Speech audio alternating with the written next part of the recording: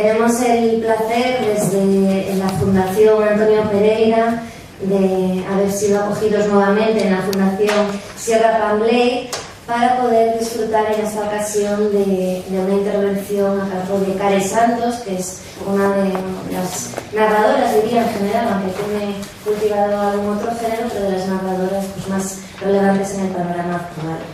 La voy a presentar muy rápidamente para no robarle tiempo y por si después alguien quiere establecer algún coloquio. Care Santos nació en Mataró, Barcelona, en 1970, de padre andaluz y madre catalana. Quizá algunos la conozcan, además de por su faceta como escritora, porque ejerce la crítica literaria ya desde hace 24 años y colabora regularmente en prensa en varios medios de comunicación. En cuanto a su obra, escribe tanto en catalán como en castellano. Ha publicado 11 novelas, 6 libros de relatos y 2 colecciones de poemas. Ha sido traducida a 22 idiomas. No voy a extender la presentación enumerando todos los títulos porque son muchísimos. Yo he dicho 11 novelas, 6 libros de cuentos, pero al final si uno se fija en la obra de Care Santos salen muchos más títulos, también de narrativa infantil, narrativa juvenil, en relatos publicados en obras colectivas. Y tampoco voy a citar los numerosos premios que tiene, me quedo con el último de ellos, el premio Nadal por su novela Media Vida, que fue concedido el año pasado, en 2017, y algunos de sus otros títulos de novelas como Habitaciones cerradas, El aire que respiras y Diamante azul. Sí quiero señalar un rasgo, aunque no me extiendan esos premios, reconocimientos que tiene y en sus múltiples títulos. Quiero destacar que tiene algo especial y es que combina la fantasía, que esto no todos los escritores lo hacen, combina la fantasía y estéticas no realistas con una mirada en gran parte de sus obras muy anclada en la realidad, a través de la memoria, la importancia del pasado y el trasfondo histórico. En sus cuentos, que me parecen muy interesantes, aunque no vaya a citar títulos, realmente nos plantea a los lectores una búsqueda del sentido, que nos presenta una serie de ciclos de cuentos con una comunidad de personajes, de temas, de puntos de vista realmente muy interesantes. Podríamos decir que a veces parece que están a medio camino entre el cuento y la novela, pero podríamos decir que la maestría en el relato que tiene Care Santos en la novela se percibe perfectamente en el cuento, con la tensión narrativa, con la depuración, no hay elementos gratuitos. Y yo creo que es una sabia lección de las anécdotas elegidas. Su destacada capacidad para el género, para contar, además de su conocimiento de la obra y de la persona de Antonio Pereira, le ha llevado a acompañarnos hoy con una intervención titulada ¿Por qué nos gusta contar y que nos cuente? Justamente aquí está haciendo en el propio título de su intervención un juego con el decálogo de Antonio Pereira titulado Me gusta contar. Bueno, creo que son dos narradores que realmente, si recordamos la frase de Antonio Pereira, que decía que la escritura tiene mucho de oficio de mirar, pues está claro que Care Santos también emplea esa mirada narradora sobre la realidad. Habrá aspectos en los que no concuerden, lógicamente, ¿no? en su decálogo, pero nos va a plantear ese diálogo con el decálogo de Antonio de Pereira. Y voy a terminar, prometo que termino ya, con una frase porque me gustó mucho cuando Care Santos ha de presentarse ante los medios o ante el lector. Escribió un texto en su página personal en el que explica pues, la dualidad que existe entre las diferentes identidades, ¿no? que le conforman a uno.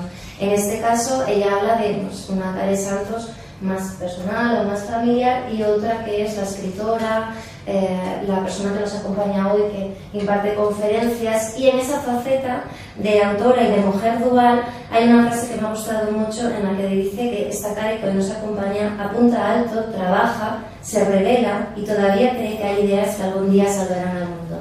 Yo creo que con ese punto de rebelión o de subversión en la mirada del narrador sobre la realidad sí que hay una confluencia importante con Antonio Pereira. Así que sin más les dejo con Care Santos. Muchas gracias.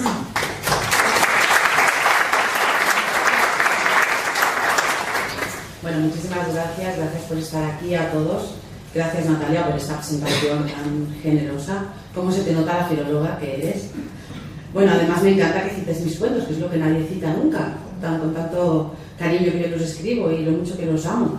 Bueno, y gracias, Úrsula, por ser la factotum de todo esto, la culpable, la responsable Me encanta haber vuelto a verte después de 17 años. Hemos dicho, oye, que hacía que no nos veíamos, ya nos vale. Y me encanta estar aquí convocada bajo la bendición de Antonio Pereira. Bueno, voy a empezar aclarando una cosa. A mí me gusta ir a cualquier parte llevando a Antonio Pereira por bandera, ¿eh? Hoy me decía Úrsula que en uno de los periódicos leoneses se ha publicado un titular que puede parecer un poco exagerado, que dice que me acuerdo de Antonio Pereira todos los días.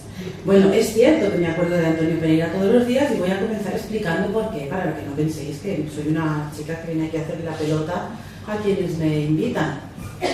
Bueno, yo tuve la suerte de considerarme amiga de Antonio Pereira y yo le consideraba también amigo a él. ¿Quién no podía querer a este hombre? Además de lo muchísimo que le admiraba como escritor, pues lo muchísimo que le quería como persona, que era una persona adorable.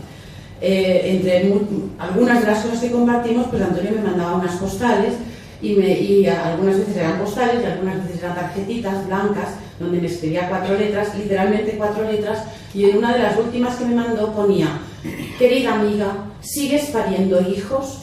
Antonio Pereira. Bueno, es que hay que explicarlo, porque yo me pasé una época de mi vida en que no hacía más que parir niños. Parí 3, tengo 3 hijos, familia numerosa. Bueno, y yo creo que Antonio estaba tan impresionado de que cada vez que hablábamos decía que había parido otro, que al final me mandó esta notita, y yo esa notita me pareció tan simpática y además era de él, y le tenía tanto cariño, que la enmarqué y la tengo colgada en la pared. Yo escribo cara a la pared, es una manía, si no miro a la pared me distraigo, escribo cara a la pared, y en esa pared tengo esa nota enmarcada de Antonio, de manera que ahora entendéis por qué me acuerdo de Antonio todos los días, porque en cuanto levanto la mirada me encuentro con esa notita de Antonio que me pregunta si sigo pariendo el niño. Ya no, ya hay que explicar que ya he cejado en ese empeño. Bien, explicado esto, para que no veáis que exagero, bueno, cuando Úrsula me propuso venir hoy aquí, enseguida pensé que quería establecer un diálogo con alguna de las cosas que he leído de Antonio, y enseguida me vino a la cabeza ese decálogo del cuentista que él hizo en el prólogo de Me gusta contar. Yo creo que fue el primer libro suyo que leí, también creo que es el primer libro que tengo dedicado, suyo, con una dedicatoria preciosa que el otro día, con muy poco pudor, le enseñaba a Jesús Marchamalo. A Jesús Marchamalo no se le puede enseñar nada, porque todo lo publica y lo fotografía. O sea que esa dedicatoria yo creo que por ahí andará dentro de unas semanas o unos meses, no sé cuánto me dijo, publicada en que leer, pero desde luego le dije que es la dedicatoria favorita de todas las de mi biblioteca. No voy a desvelar nada para que compréis el que tiene pocos compradores. Y ese libro, que es un libro, creo que Antonio le tenía mucho cariño, porque era una recopilación personal donde él juntó varios de sus textos favoritos, comienza con un decálogo, un poco a la manera de los grandes decálogos de cuentistas, ¿no? como el de Cortázar o como el de Quiroga. Pues no hay cuentista que se preste que no haya escrito un decálogo. Antonio, por supuesto, jugó a escribir un decálogo que yo creo que él mismo no cumplía mucho. De hecho lo dice, ¿no? Son recetas que el recetador confiesa no cumplir demasiado. Bueno, este decálogo empieza diciendo: lo primero es tener una historia que contar, sin esto, nada. Bueno, Natalia acaba de hablar también de la elección del tema y de la mirada. Desde luego no puedo estar más de acuerdo en que lo importante a la hora de narrar es disponer de una historia que contar. No sé qué hacemos si no tenemos una historia que contar. De hecho, toda la literatura se fundamenta en eso. Yo sé algo que tú no sabes, tu lector no sabes, y te lo voy a contar. Y el arte de contártelo es precisamente el arte de no contarte aquello que no quiero contarte hasta el final, para que te quedes porque necesitas que te lo cuente. Parece un trabalenguas, pero no lo es. No solo discurso también de estilo y voluntad de altos vuelos, por supuesto, pero anécdota. Es una palabra pequeña, anécdota, pero es una palabra importante a la hora de narrar. Eso me lleva a reflexionar sobre quizá la única razón de todo, ¿no? ¿De dónde salen las historias? La gran pregunta. Yo visito muchos institutos y no hay instituto donde me hayan leído, gente de secundaria, donde alguien me pregunte ¿de dónde salen las historias? Es una pregunta que yo creo que a los adultos nos produce pudor formular, pero en el fondo todos lo pensamos. Y la respuesta es una pregunta que parece muy sencilla y muy obvia, pero no lo es nada. Y os aseguro que la respuesta es dificilísima de dar, porque ni los mismos escritores, yo creo, sabemos de dónde salen las historias. ¿De dónde salen las historias? Yo creo que se escribe con todo lo que se es. Escribes con todo aquello que tienes, ¿no? Y todo aquello que tienes es lo más importante, la memoria, claro, que haríamos en la memoria. La memoria que ceba la imaginación. Tiene mucho prestigio la imaginación y yo creo que la imaginación es como una hermana pequeña de la memoria. No había imaginación sin memoria. La imaginación es más que una recreación de la memoria. Se escribe con lo que se siente, con lo que te ha emocionado, con lo que has vivido, con lo que te han contado, con los miedos también, con los sueños, con aquello que tiene que es mucho más intangible, que tiene mucha menos presencia en tu vida, también se escribe. La elección misma de un tema ya tiene que ver con todo eso y es muy íntima y por tanto es muy importante. Es decir, es muy difícil responder a esa pregunta en apariencia tan simple, de dónde surgen las historias. Y tú misma, yo creo que todos los escritores, nos pasamos la vida intentando saber de dónde surgen las historias. Pero cuando surgen, entonces es maravilloso, entonces hay que aprovecharlo y contarlas. ¿Cuánta gente cree además, que eso nos pasa a todos los escritores, que tienen muchas historias que contar? A todos nos ha pasado que de repente una señora, pues igual apenas conoces o que es tu vecina, te suelta una perla como yo, un día te contaré mi vida, niña, porque da para escribir 7 novelas. Claro, y tú, al principio, cuando tienes poca experiencia, igual cometes el error de dejar que te cuente su vida, ese señor. Luego ya te das cuenta con los años que casi siempre la gente que cree que tiene una vida muy interesante, que daría para 7 novelas, no tiene nada que contar. Y que quien tiene realmente algo que contar no le da demasiada importancia a esa historia que atesora y que muchas veces es una maravilla. Y me ha pasado también al contrario, claro. De pronto alguien me cuenta una historia y yo le pido permiso para eso tan terrible que hacemos los escritores, que es robar historias allá donde aparecen y contarla en otra parte. Y casi siempre que me ha pasado esto, la persona que me acababa de contar una historia portentosa no da crédito, ¿no? ¿De verdad te parece? ¿No? Y casi está agradecida, ¿no? La agradecida soy yo que me ha hecho beneficiaria de una historia tan maravillosa. Bueno, el segundo punto del decálogo dice: hay que profundizar en ella, en la historia, que no se quede en anécdota o en chascarrillo o en ocurrencia. Menudo lío, ¿eh? Bueno, yo que soy muy de diccionario, otra cosa que tengo siempre a mano, los diccionarios, pues pensaba, para responder bien a Antonio en este segundo punto de su decálogo tengo que buscar bien las palabras. Pues hay que profundizar, ahondar, escudriñar lo más profundo recóndito de un asunto. Escudriñar, examinar, inquirir, averiguar cuidadosamente algo y sus circunstancias. Recóndito. Claro, es que una definición nos lleva a otra. Pues lo del diccionario es un no parar. Tú empiezas y no sabes dónde tienes que terminar.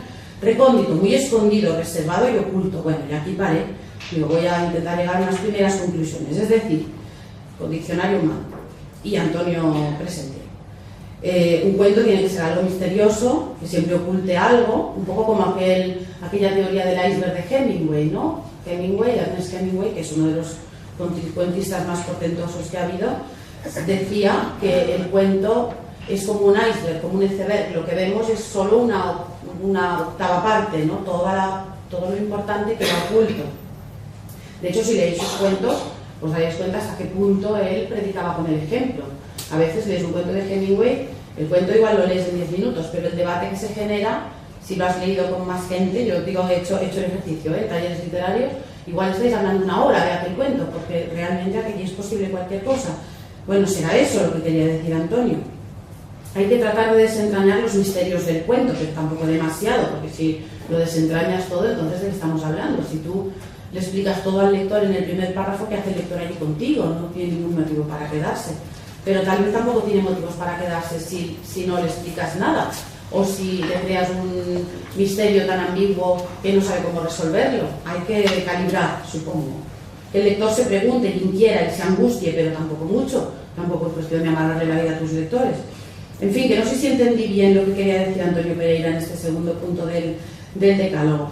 Claro, solo he analizado la primera parte de la frase. La segunda decía chascarrillo, anécdota ligera y picante, cuentecillo agudo, frase de sentido equívoco y gracioso.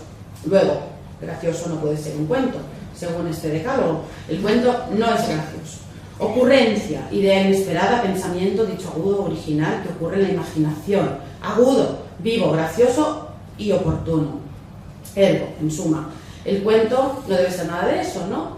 No puede ser, tiene que ser pues, muy grave, adusto, severo, incluso tosco, si se puede, siguiendo el diccionario y el punto del decálogo. Bueno, pero yo diría que así no era, que eso no es lo que nos quería decir Antonio Pereira. Y voy a leer un fragmento de un texto suyo que se llama El carisma, para demostrarlo. Dice: a la barba hay que tenerle amor. Ella sabe descubrir si se lo fingimos. Por eso está unos días sin decidirse abiertamente a prosperar. Luego se convence de que va en serio, de que no vamos a seguir con la costumbre de la navaja o de la Philips, y se pone a sorprendernos por las mañanas con un remolino, cualquier reflejo, hasta poblarse con un bosquecillo amoroso. Desde luego, Antonio Pereira era de todo menos grave y poco dado a la ironía. Y si no, mira texto, Combinación. Es un poema del poemario Meteoros. A mí me encanta el Antonio poeta, me encanta.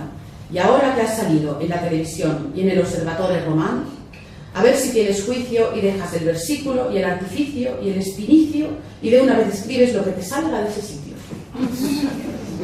Vamos, que muy grave no parece la cosa. Bueno, no se extrañen de que traiga poemas de Antonio. Amo al Antonio poeta, pero además estoy de acuerdo con él en que tienen mucho en común el cuento y el poema. Él lo dijo muchas veces, el cuento literario tiene mucha afinidad con el poema y además en mi poesía, soy devoto del romancero, no es difícil encontrar ingredientes narrativos. Por otra parte, la disciplina del verso me proporcionó recursos impagables para el relato. Economía verbal, renuncia a los meandros y digresiones, poder de sugerencia de las palabras. De hecho, a menudo algunos de los poemas de Antonio parecen cuentos y algunos de ellos aparecen en sus recopilaciones de cuentos, de manera que se ve muy claro que él no establecía grandes diferencias entre unos y otros y que hay una delgadísima línea divisoria. Yo estoy muy de acuerdo en que el narrador tiene que leer poesía, el cuentista y el novelista.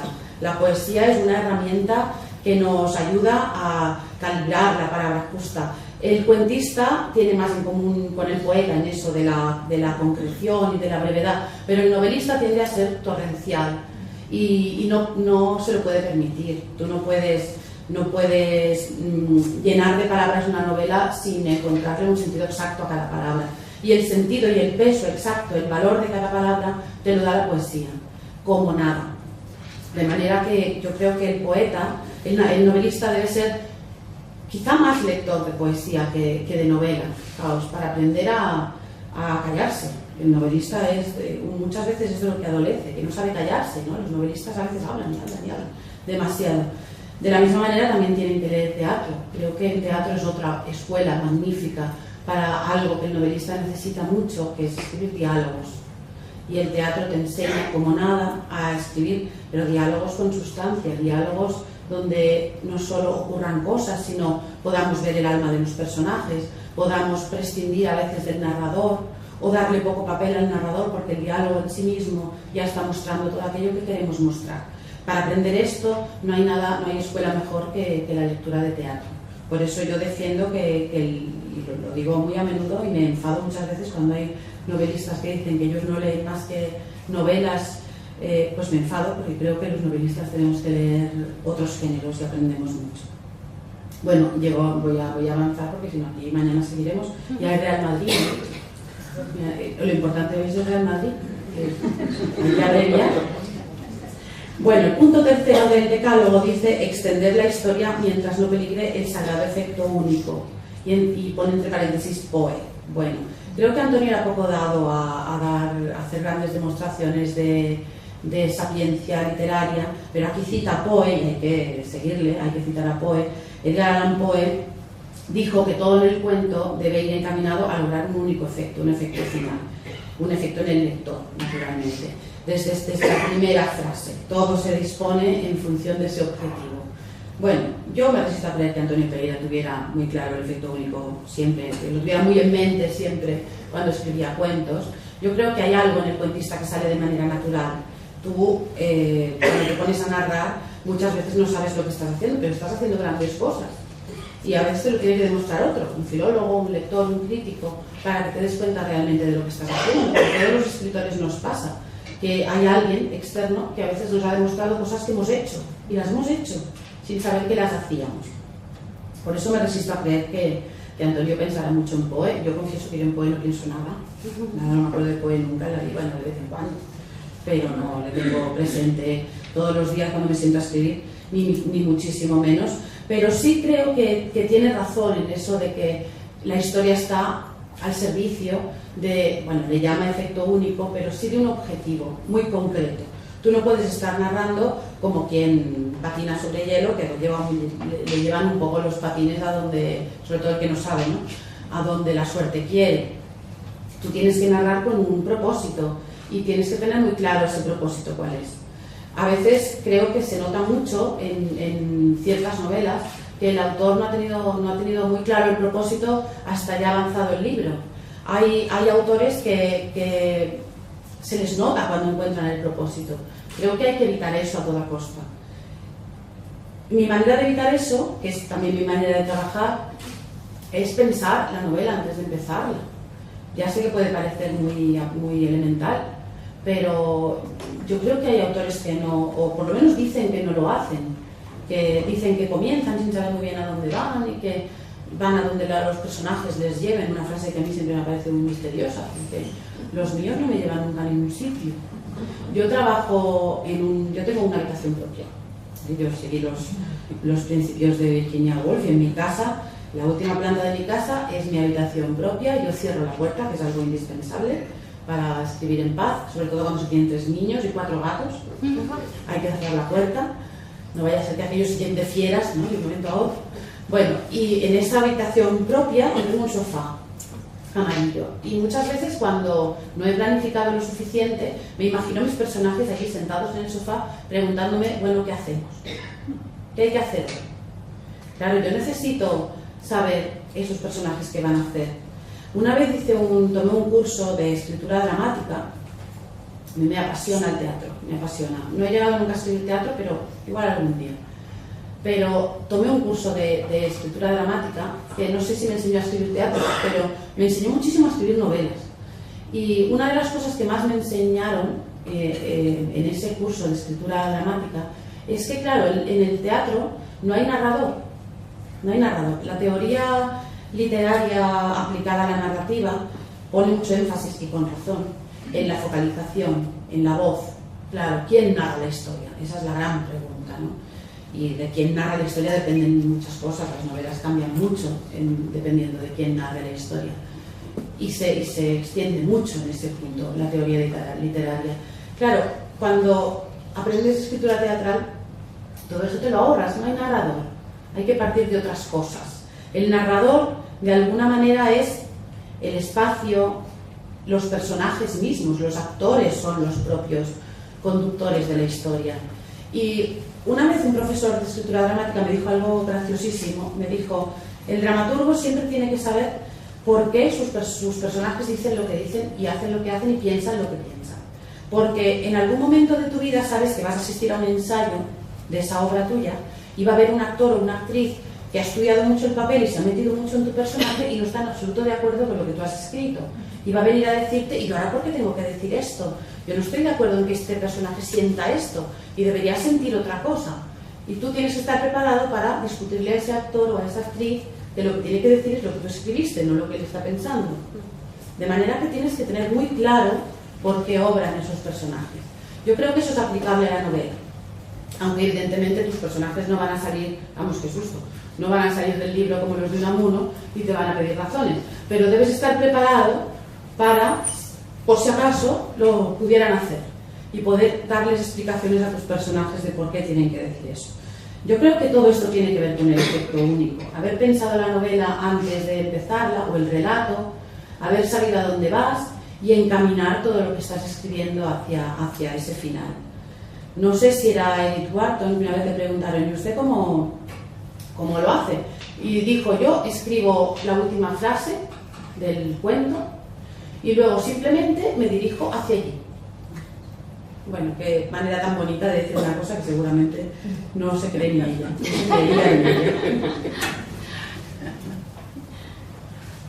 Bueno, dice también Antonio Pereira en ese tercer punto, se puede nutrir la historia pero no hincharla.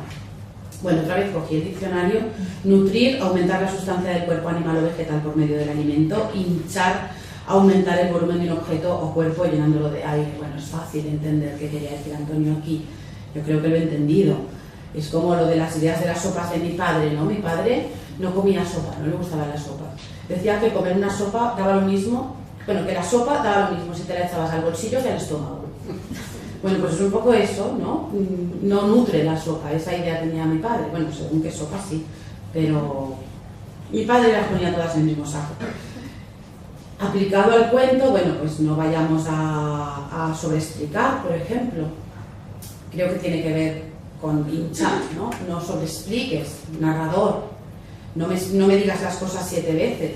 No me pongas nerviosa, a mí me pone nerviosa esos narradores que se creen que soy idiota, que todo me lo repiten y me lo repiten como si no me hubiera enterado.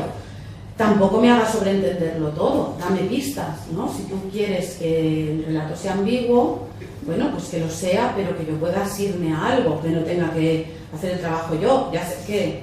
Ya sé que la lectura y la escritura, la literatura, es un diálogo entre el autor y el lector, y es un pacto también entre ellos, y los dos colaboran. Pero bueno, creo que el autor tiene que hacer su parte del trabajo, ¿no? No sobreexijas tampoco, no escribas cuentos ni novelas que exijan que tu lector sea máster en no sé qué. Vamos a escribir literatura que pueda leer cualquiera con pasión, pero cualquiera. Bueno, salto al cuarto punto. Cuidar el comienzo entrando rápido en el tema. El final sabe cuidarse solo. Yo no sé, mis finales no sé si tienen este don, pero... Y voy a leer un texto de Antonio Pereira. Dice: lenta es la luz del amanecer en los aeropuertos prohibidos. Una vez estaba Pepín Ramos, el poeta inspirado, en la taberna que llaman el Senado, sentado a la mesa tosca, haciendo su papel de poeta inspirado. Todos lo respetamos mucho en sus esferas de la voz misteriosa, aunque nunca se le haya visto una página terminada. Vino un parroquiano de la taberna con la alegría lúcida de los primeros vasos y fisgó el renglón que campeaba en la hoja. Lenta es la luz del amanecer en los aeropuertos prohibidos. El verso hermoso, todavía único, con que iba a arrancar el poema. El parroquiano suspiró. Es un buen empiece, Pepín, pero ¿ahora qué? Bueno, pues eso es, el ahora qué. En el ahora qué se nos va la vida, esa es la cuestión. Toda la literatura es un ahora qué, por supuesto. Muchas veces, todos hemos tenido a veces el síndrome de Pepín, todos. Empiezas una novela con unas ínfulas y en el tercer capítulo estás con el ahora qué. Por eso creo que es importante pensarlo antes, para que el ahora qué no te asalte, sobre todo de noche. Yo tengo un amigo que dice algo que a mí me ha hecho cambiar muchas veces gran parte de mis novelas y que creo que tiene mucha razón. Dice: las novelas nunca comienzan donde dice su autor, donde cree su autor. Creo que tiene razón. Creo que los novelistas, los cuentistas quizá menos, pero los novelistas nos pasamos tiempo como dándole vueltas al tema, ¿no? Como bordeándolo, como aproximándonos, hasta que por fin encontramos aquello que queremos narrar y entonces lo contamos. Hay novelistas a quienes esto se les nota mucho. Novelistas que se pasan 100 páginas antes de conseguir que la novela alce el vuelo y te interese. Bueno, creo que en el fondo es el efecto Pepín, ¿no? Esto duele mucho eliminar las 100 páginas que le sobran a la novela, pero lamentablemente muchas veces sobran esas 100 páginas. Y es cierto esto que dice este amigo mío, que es novelista también. Las novelas nunca comienzan donde piensa su autor. A la vez el arte de saber comenzar es todo un arte, no es un arte pequeño, pero yo creo que es más meritorio el arte de saber acabar. Por eso en esto voy a discrepar con Antonio Pereira. Lo de que el final sabe cuidarse solo, yo discrepo. Creo que el final es dificilísimo, que los seres humanos nos fijamos en los finales como en nada más, y que es importante que el final no te fraude. Llegar al final y que no te preguntes eso tan terrible de ¿y para qué he leído yo esto?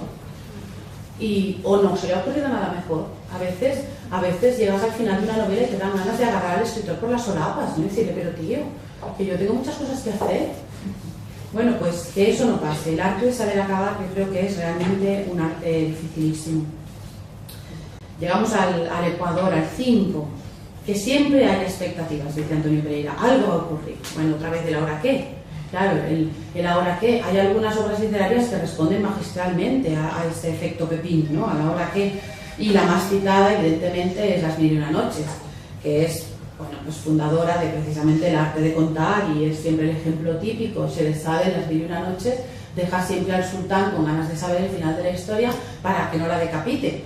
El sultán todas las noches yace con una doncella y luego por la mañana la manda a matar, pero esa noche, cuando llama a Sherazade, resulta que la doncella, antes de encamarse con él, le cuenta un cuento y no lo termina. Y es muy hábil, porque el sultán, ya una vez apaciguado, quiere saber cómo termina el cuento, de manera que no puede matar a esa doncella que le tiene que terminar el cuento, y así una noche y otra noche y otra noche. Claro, Sherazade es el paradigma de la literatura, ¿no? Pero también lo son autores que, como ella, saben crearte ese efecto del ¿y ahora qué? Algo va a ocurrir. Para mí, uno de los mejores, de los maestros, que no deja de maravillarme y le he leído muchas veces, es Iván Turgenev. Yo soy muy rusófila, aquí donde me veis, tan mediterránea yo.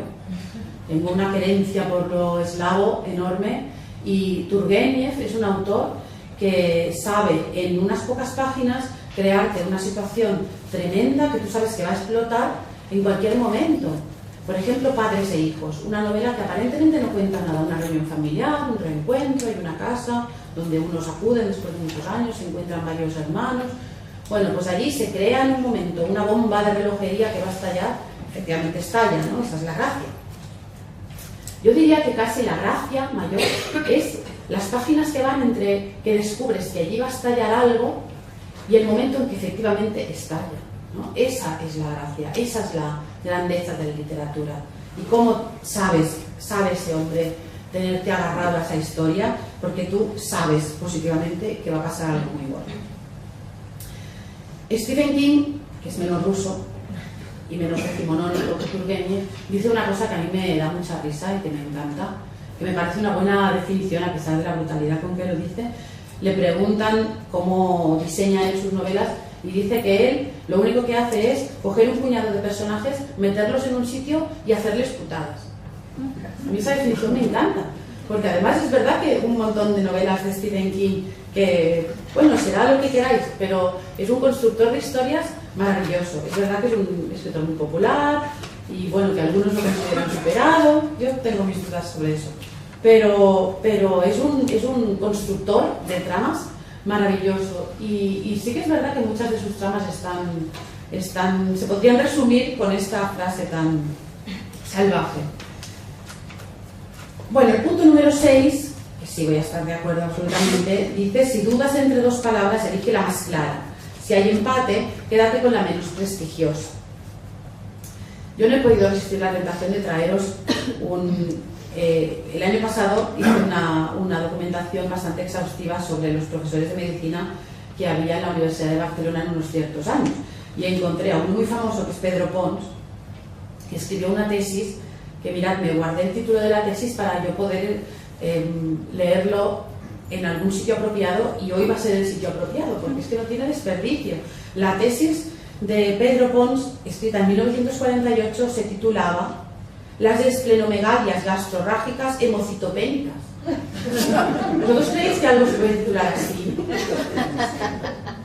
Y claro, Antonio Pereira habla de las palabras claras y sencillas. Bueno, pues la voy a repetir: las esplenomegalías gastrorrágicas hemocitopénicas.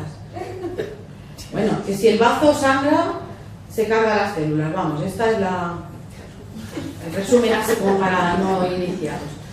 Bueno, pues por supuesto que todos sabemos que ciertas palabras están prohibidas en la literatura.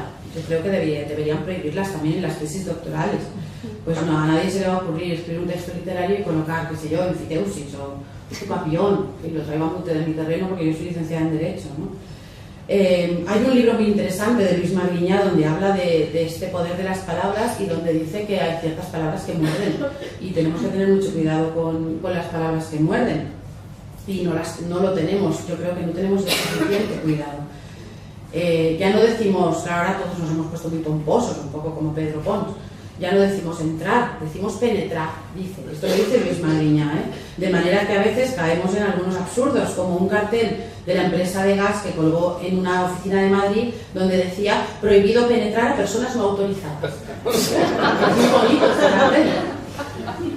Ya nuestros personajes no tienen nada, todo lo poseen miedo, poseen frío, poseen ganas. No hacen nada, porque hacer es muy vulgar, lo realizan. Realizan cosquillas, por ejemplo. Tamborilean mucho. Ahora, es verdad que en las novelas tamborilean mucho los personajes. Bueno, mal, porque es un verbo que no existe. Si lo buscáis en el diccionario, tamborilear es intransitivo. Cuando se dice tamborileaba los dedos sobre la mesa, fatal. No hay quita, no se puede tamborilear nada. Ya no se pregunta, se inquiere. Nos da apuro poner mucho en una novela. Dijo, no vaya a ser que alguno piense que no sabemos decir más que dijo. Y por eso, utilizando la imaginación y poniéndonos un poco absurdos, decimos apostrofó, prorrumpió, mugió, rebuznó, trinó, bramó, ladró, que ahora está muy de moda lo de que los personajes parecen animalitos, sí, parezcan animalitos. En cambio, hay palabras que también las usamos en demasía, lo provocamos y lo usamos todo. Y también hay que estar advertidos contra estas palabras comodín que se sirven y se usan para absolutamente todo. Otra vez vuelvo a Antonio Pereira para leeros otro poema que se titula Casa, y que puede resumir todo esto que he dicho. Y todo es más sencillo. Las palabras contienen el misterio. No hace falta oscurecerlas con las malas artes. Son más profundas cuando son más claras. Coge un lápiz de niño, si con alma de niño, y una puerta y dos ventanas dibujarás casi sin darte cuenta, con su tejado, y aún no será una casa. Solo cuando la nombres una casa, la casa, nuestra casa, casa.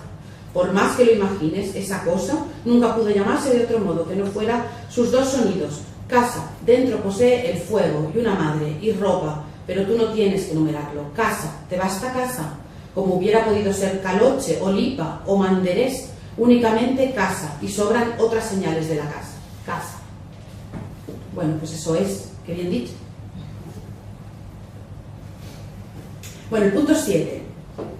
Dice, explotar la voz imaginada del narrador. Un cuento es la ficción de una voz. Bueno, por supuesto, el narrador no es todo, aunque antes parece que denostaba al narrador. Todos los novelistas sabemos que la gran elección es la del narrador. ¿Quién va a contar la historia? Y qué importante es quien cuenta la historia, porque si te equivocas, puedes tener que tirar la historia. O puede salirte una historia que no pensabas. Si no aciertas con la voz que tienes que contarla, te sale otra novela distinta a la que habías planificado. Por tanto, hay que tener mucho cuidado. Yo os confieso que leo novelas solo porque en el primer párrafo, a veces en la primera línea, descubro un narrador maravilloso, imposible, atrevido, valiente, insostenible. Como por ejemplo, la última novela de Ian McEwan. A mí Ian McEwan es un autor que en general me gusta, pero confieso que la última novela fue leer la primera frase y decir, esto me lo tengo que leer. Y la primera frase dice, aquí estoy, boca abajo, dentro de una mujer. Narra un feto. Claro, es imposible sostener esta voz de manera que sea verosímil y a veces se le escapa. Pero da igual, es tan atrevido a hacer eso, es tan valiente, que aunque a veces, bueno, al hombre se le vaya un poco su narrador, pues como no se le va a ir, si es que es un narrador que está narrando lo que pasa fuera desde dentro de la tripa de su madre. Pues lo extraño es que haya conseguido hacer así 300 páginas, eso es muy meritorio. Bueno, pues soy, confieso, absoluta devota de los narradores difíciles. Y también me gusta mucho la teoría literaria, y cuando no tengo que pensar, pienso en, fijaos, con las cosas que tengo que hacer en la vida. Pues cuando no tengo otra cosa que hacer, ando pensando en cómo llevarle la contraria a la teoría literaria. Por ejemplo, la teoría literaria te dice que en los diversos tipos de narradores pues existe la primera persona y que la primera persona no puede ser omnisciente. Eso dice la teoría clásica. El omnisciente es el narrador que lo sabe todo, es el narrador Dios, que ve desde arriba. Y suele ser la tercera, es la voz de la novela decimonónica clásica, el narrador que todo lo sabe, que conoce a todos los personajes, por dentro y por fuera. Bueno, pues hacía mucho tiempo que se me ocurrió que iba a escribir un cuento con una primera persona omnisciente. Una primera persona omnisciente, es decir, un narrador a la altura de las circunstancias. Voy a leer un fragmento, este texto es mío. Eso de que al principio creé el cielo y la tierra es pura desinformación. Al principio solo hubo aburrimiento. Lo único divertido que recuerdo fue aquella gran explosión que provoqué aún no sé cómo. Cometí un error en el cálculo. Estornudé, qué sé yo. La propulsión de tantos miles de fragmentos me sugirió de inmediato otras posibilidades, aunque en aquella esfera turbia y pantanosa reparé al azar. No resultaba demasiado pequeña, lo muy pequeño me inquieta, y parecía una tapilla de barro lista para que alguien la tallara. Aquello de la separación de los fangos sí es cierto, y en que en las manos me embarré, formé montículos. En los vacíos quedó el océano y en la tierra firme y húmeda empezó a crecer un musgo verde muy desagradable. Es cierto que intervine también en el asunto de los frutales y de las primeras simientes, pero quiero aclarar que nunca pronuncié esas bobadas que se me atribuyen, todo aquello de hágase la luz o creced y multiplicaos, y que no van en absoluto conmigo, que soy tan poco dado al estilo pomposo. ¿Cuánto tardé? Ni idea. Hubo jornadas buenas de inventar mariposas y gatos y días espesos en que solo me salían rinocerontes. El pavo real, el camaleón, el mosquito tigre, el delfín, el langostino, en fin, no resulta difícil adivinar en qué día surgieron. Al fin, tras muchos días de desinspiración y malos cálculos, me hallé propietario de un puñado de bichos cuya mejor actitud era pisotear mis frutales. Me hartaron tanto que arrojé sobre ellos una carambola de asteroides que no me salió mal. Su extinción fue rápida y brutal, menos mal. Había llegado a creer que ni siquiera sabían morir con gracia. Tras aquel breve desorden, y ya libre de aquellos sonámbulos gigantescos, decidí que las cosas no podían continuar de tal modo y del primate más incapaz de todos, del más vejijunto e irascible, inventé al hombre. No salió muy despierto, lo senté junto a un árbol para que fuera despabilando y empecé a tramar su futuro de especie dominante. Ni imagen, ni semejanza, ni leches. Lo único que me preocupó, si he de ser sincero, fue hacerle capaz de divertirme. Bueno, esto es un cuento mucho más largo, pero me tomé la libertad de hablar a Dios, que es, bueno, pues en sí mismo una contradicción de la teoría literaria. Es un omnisciente en primera persona. Bueno, paso al punto número 8. El narrador no lo sabe todo, dice Antonio Pereira. Conviene fingir dudas al Cunqueiro. Pidió una de las famosas sopas hanseáticas, una sopa de nueces, por ejemplo, o el rabo de buey. Pero es que Cunqueiro era gallego. No sé si el ejemplo... Claro, los gallegos siempre dudan mucho, ¿no? Dice el tópico. Bueno, yo soy catalana, también se me pueden aplicar varios trucos. Pero vamos a hacer un Cunqueiro, que me sugirió este octavo punto de Antonio, la posibilidad de escribir un texto. Bueno, podría haber seleccionado algún texto de algún escritor vivo y muy famoso y insoportablemente orgulloso, pero no quise hacer esas cosas. Úrsula no hubiera estado nada orgullosa de mí si vengo aquí a criticar colegas. Pero hay algún escritor vivo que escribe un poco en este estilo de no me aclaro, ¿no? Y que yo creo que Antonio Pereira le aplaudiría si tenemos que ser fieles a su punto número 8. Me he permitido escribir un texto a imitación de ciertos escritores que dudan, y dice así: fue a besarla en los labios, pero se detuvo, porque acaso era mejor no delatarse todavía, no dar muestras de su amor, del que ahora no estaba seguro, o puede que sí. Pueda que fuera la emoción más noble y sincera de su vida, así que la miró de nuevo, apartó la mirada, volvió a centrarla en ella, notó que ella estaba desconcertada sin saber qué decir, o acaso sí sabía qué decir, pero lo callaba, prudente, atónita, o acaso insensible, o un poco de todo. Y entonces él valoró, ya que no iba a besarla, si podía al menos acariciarla un poco, acariciarla sí, pero ¿dónde? Tal vez en la nuca, o en la clavícula, o tal vez en el omoplato. Desde luego en ningún lugar equívoco, nada de acariciarle un seno o rozarle una nalga, eso vendría más tarde, si es que tenía que venir. O puede que no llegara nunca, quién sabe, nunca nada puede saberse con certeza, salvo acaso, y tampoco seguro, que de tanto dudar, esto no va a haber quien lo arregle, y que puede que la chica se canse y se largue con viento fresco, pero puede que también se vaya el lector o la lectora hastiados de tanto titubeo del narrador, pensando tal vez que ya bastantes dudas tiene en su vida como para tener que soportar de añadidura todas estas vacilaciones de ficción. Bueno, no sé si nos referíamos a esto, pero... Punto 9. El novelista puede ser altanero, pero el cuentista debe ser cordial y amistoso. Otra vez cogí el diccionario. Altanero, altivo, soberbio, cordial, que tiene virtud de fortalecer el corazón o afectuoso, amistoso, perteneciente o relativo a la amistad, soberbia, apetito desordenado de ser referido a otros. Ay, voy a callarme. Altivo, soberbio, orgulloso, altivez, orgullo, soberbia. No aclara mucho el diccionario, da muchas vueltas. La altivez, el orgullo y la soberbia pues son como una pescadilla que se muerde en la cola. Bueno, Antonio se confesaba un poeta devoto del romancero. Creo que el poema que viene a continuación lo demuestra, pero desde luego esto de que el novelista puede ser altanero quizá es la razón por la cual Antonio Pereira nunca escribió una novela, que desde luego no había nadie menos altanero que él, ni más amistoso. El poema se titula Tres hermanas conservo, que también es de Meteoros. Dice: 3 hermanas conservo, cuñadas no sé cuántas. Si ustedes no se enfadan, yo les haría un verso. Lo comprendo, es un tema doméstico, pero miren, no hay nada que más consuele a un hombre si le duele la espalda, si lo vence una letra, si el hijo, si la esposa, si el ministerio público. que llegar por la tarde, sentarme donde quiero y preguntar, hermana o cuñada, si tienes solo un poco de vino, con un poco de queso. Punto 10. Debe ser amistoso, incluso cuando escribe prólogos. Yo, cuando leí esto del decálogo de Antonio, enseguida me acordé de aquel cartel que tenía Alberti colgado en la puerta de su casa. Alberti, dicen, yo no estuve nunca, dicen que tenía en la puerta de su casa un letrero que decía, no se hacen prólogos. Por si acaso, nadie le venía a pedir. Bueno, yo creo que el cuentista es amistoso, este cuentista en concreto, incluso cuando hace decálogos. Incluso cuando hace decálogos que no cumple, ni piensa cumplir.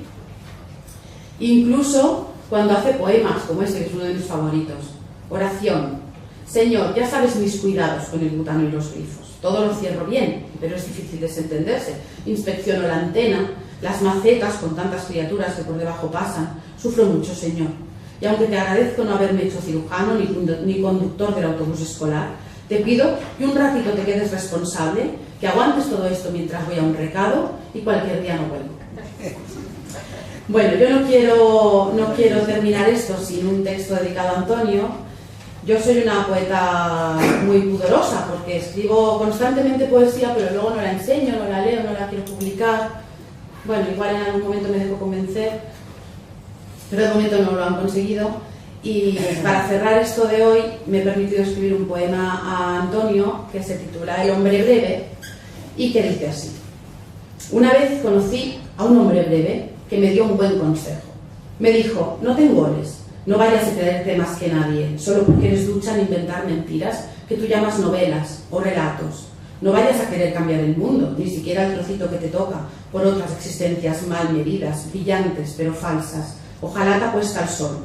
No te distraigas, presta atención a lo que hay, a tu alcance nada más. A veces yo pensaba, este hombre me vigila. ¿A qué si no me llama de tanto en tanto y habla así, pausado? ¿A qué si no pregunta? ¿Quiere saber si atiendo, si hago caso? En efecto, me llamaba a deshoras y dejaba octosílabos de grave entonación en mi contestador. Me escribía postales, letra negra y picuda, con mucho interrogante. Me invitaba a almorzar y me hablaba de Úrsula, de enchufes, con mis trajos y del primer instante en que el mar le azoró. Era sabio el hombre breve, nada profesoral, siempre risueño, un ser amable. Esto es digno de ser amado. Le conocí, diría, en el momento justo. Yo aún hacía caso en aquel tiempo y aún tenía contestado. Después se fue a un recado el hombre breve y nunca más volvió. Mas sé que no se ha ido. A veces hallo abiertos los grifos de mi casa y no sé qué pensar. Aún procura porque no me distraiga. De noche sus palabras gritan desde sus libros para que yo las oiga. Qué curioso, ¿verdad? Tan prudente su autor y ellas tan revoltosas. Pero eso ya se sabe. Salen las criaturas no como quiere una, como impone el capricho. Y a veces se parecen al vecino de enfrente. Gracias.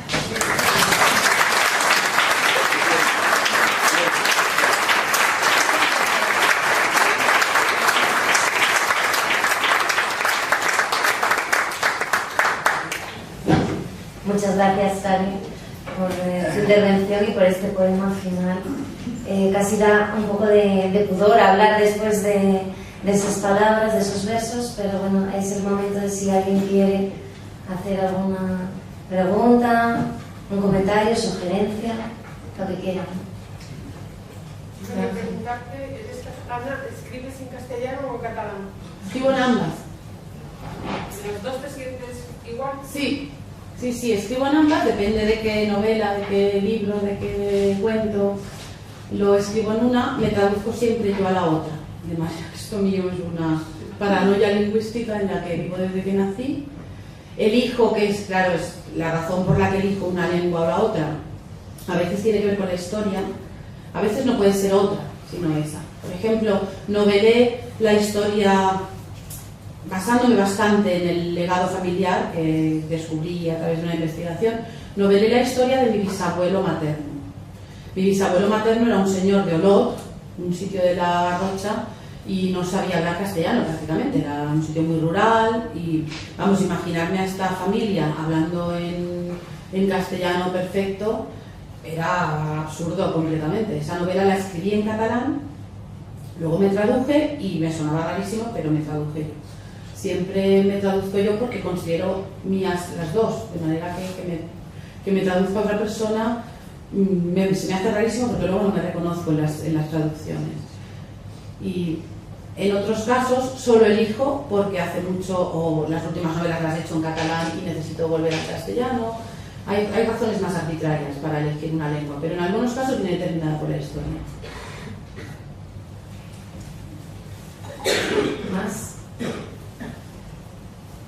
Has hablado del teatro y de la importancia de la escritura dramática para los personajes, y yo creo que muchos habrán leído ya Media Vida, el premio, ¿no?, de Nadal a la mejor novela de 2017, y yo sí que tengo la sensación, o la tenía cuando lo estaba leyendo, de la fuerza de los personajes. Es que me les estaba imaginando una escena en un teatro. Nadie te lo ha dicho porque... Sí, ojalá no solo me lo dijeran, sino que lo hicieran. Sí, se tiene esa fuerza para llevar. Me encantaría, además, me encantaría colaborar en la adaptación teatral, sí. Yo he tenido mucha vinculación, profesional y no, con el teatro. Yo he trabajado en prensa cultural y mi tema era el teatro, de manera que hice una especie de máster pagado desde los 18 hasta los 23 años trabajando en la redacción de un periódico, y vi todo el teatro habido y por haber. Y bueno, ya sentía pasión por el teatro, pero eso no solo me justificó la pasión, sino que me dio mucha visión del teatro que se estaba haciendo, no solo en España, sino también fuera.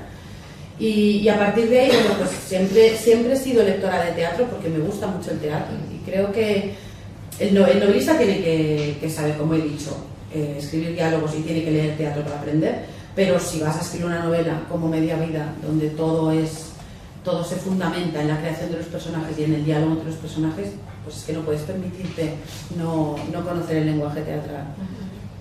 Ojalá se pudiera ver alguna tentativa vino, y alguna de cine también. Ojalá.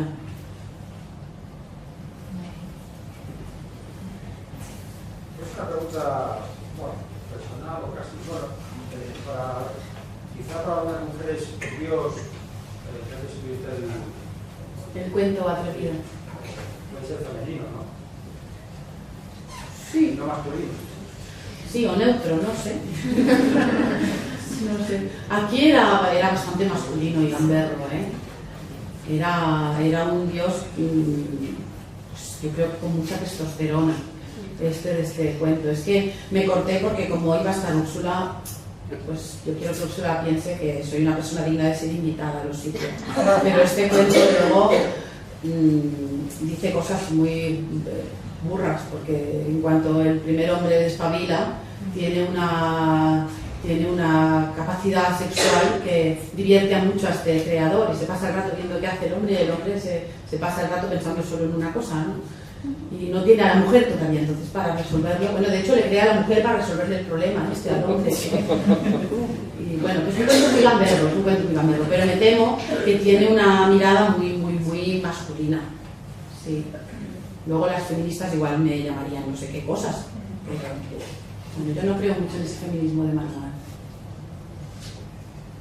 Sin embargo, están muy bien representadas las mujeres, la situación de la mujer, ¿no? Sí, veréis, es que yo creo que el feminismo es como el ecologismo, es obvio, hay que ser ecologistas, es que es obvio, no podemos cargarnos el planeta en el que vivimos, es una cosa evidente.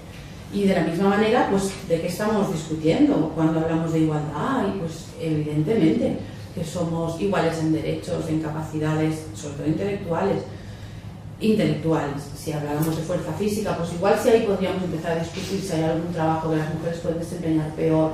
No sé si pueden ser igual de buenas bomberas, por ejemplo, no lo sé. Habría que buscar a alguien que entienda y contarnos qué trabajo exactamente desarrollan unos y otros. Bueno, yo creo que es obvio, de manera que ese es mi feminismo. Sin embargo, me inquietan mucho ciertos feminismos que veo ahora mismo muy vivos, ¿no? El feminismo que odia al hombre, que ataca al hombre. Yo creo que ese no es el camino. Por tanto, intento huir mucho de eso, y también me gusta jugar a provocar a este tipo de defensoras de este tipo de feminismo. Sí.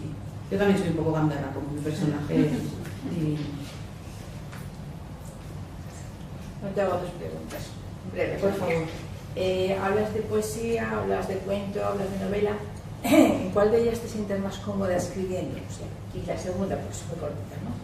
¿Se ha dado alguna vez el caso de que, por ejemplo, pensabas en un cuento y tus personajes te hicieran una treta, una jugarreta y acabaran convirtiéndose en una novela? ¿No? ¿O al revés? Bueno, ¿en cuál me siento más cómoda? Mira, yo por escribir, escribiría hasta la campaña de Chorizo de Cantimpalo. Bueno, no me da igual, verás. Yo desconfío mucho de esa gente que de pronto a los 50 años descubre que es algo, ¿no? Eso pasa mucho. Un presentador de televisión ahora de repente es novelista. A mí esas cosas siempre me dan mucho que pensar, porque creo que cuando quieres hacer algo bueno en la vida, cuando quieres hacer algo bien en la vida, te lleva toda la vida a aprender a hacerlo. Y por eso, de la misma forma, me aplico el cuento y yo creo que no soy una buena poeta, ni creo ser no sé si algún día escribiré teatro, igual por divertirme, por ver si soy capaz de organizar una estructura dramática, pero voy a desconfiar de mí misma. Yo soy narradora. Desde que tengo uso de razón, que estoy narrando historias. Desde que tengo uso de razón, quiero decir que empecé a escribir con 8 años. Que a los 16 me creía Cervantes, por supuesto. A los 16 todo lo eres muy en serio. Mucho más que ahora. Me creía mucho más escritora que ahora. Pero no me siento cómoda haciendo cosas para las que no me siento tan capacitada. Yo soy gran lectora de poesía, por tanto sé lo que es la poesía de verdad. Y yo creo que yo no soy una buena poeta, sinceramente. Por eso tengo pudor a la hora de ir a leo así en petit comité y como para acabar, que siempre queda muy bien y disimulas mucho, pero no creo que sea una buena poeta. Por eso, donde me siento cómoda de verdad es en la narrativa, eso sí, de cualquier longitud, desde el microrelato hasta la novela larga, y eso también creo que es lo que hago con más solvencia, sinceramente.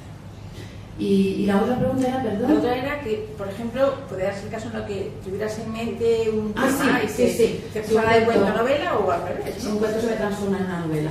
Bueno, muchas veces he utilizado los cuentos como no sé si experimentación o sí, un poco como cata de narradores. Pero muchas veces son cuentos que luego no publico, sobre todo porque mis libros de cuentos no son cuentos dispersos, son ciclos de cuentos. Yo no he publicado ningún libro de cuentos, bueno, el primero, pero desde el primero, que mejor lo hubiera publicado, ojalá no existiera, ya veis que ni lo tengo en cuenta. Todos mis libros de cuentos son ciclos de cuentos, son libros concebidos como un conjunto de relatos, no relatos dispersos. Ya tengo muchos relatos dispersos que seguramente no publicaré nunca el libro porque no quiero publicar libros de relatos dispersos, unidos por el azar. Y a veces utilizo los cuentos como probaturas de futuras novelas. Y ahora tengo la idea inversa en la cabeza, que ya he empezado a escribir algunos cuentos. Ahora tenía muchas ganas de volver a escribir cuentos, hacía mucho que no lo hacía. Y siempre a los novelistas se nos quedan cosas en el tintero. Se te quedan historias desgajadas de las novelas que no dan para una novela completa, ni tú estás por la labor de escribir una novela otra vez incidiendo en lo mismo. Qué pesada, ¿no? Todo el rato escribiendo la misma historia, pero tal vez sí que tienen suficiente entidad para convertirlas en un relato. Y ahora ando en un ciclo de cuentos que lo que tienen en común es, además de una determinada ubicación espacial y un recorrido cronológico inverso, empiezan en el siglo XXI y terminan en el siglo XVIII, los relatos, pero todos ellos son relatos protagonizados por personajes de mis novelas o que completan historias que están en mis novelas. Por ejemplo, el primero de esos relatos, que va a ser siglo XXI rotundo, porque sé que algunos de vosotros, me lo habéis comentado antes de entrar, habéis leído Media Vida, pues va a ser un encuentro de las 5 protagonistas de Media Vida ahora. O sea, se encuentran las 5 amigas, pero tienen 80 años. Se encuentran para tomar un té muy fino en un sitio muy fino y hablan de sus cosas. Bueno, pues ese va a ser el primero de estos relatos. Y así otros que son relatos escindidos de mis novelas, en algunos casos con mucha historia que quedó por contar y en otros, bueno, con la continuación, el desenlace. Y esa es la idea inversa. O sea, la novela es la que ha generado el relato que vendrá.